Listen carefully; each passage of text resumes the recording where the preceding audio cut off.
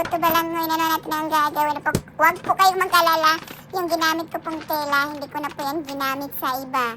After po yan malabhan, siniperate ko pa yan na ibig sabihin sa pangputo balanghoy lang to kahit mensyanan lang mensyanan. Kasi nga minsan nagkikrib kasi ako ng puto balanghoy. Kaya yan ang ginagamit ni M.Day Jennifer. So ito nga po, wala po sana siyang pa-order. Kaya lang nag-crave nga siya. So ayun, nung nakabili ako ng kasaba, pero yun nga, ubos na naman.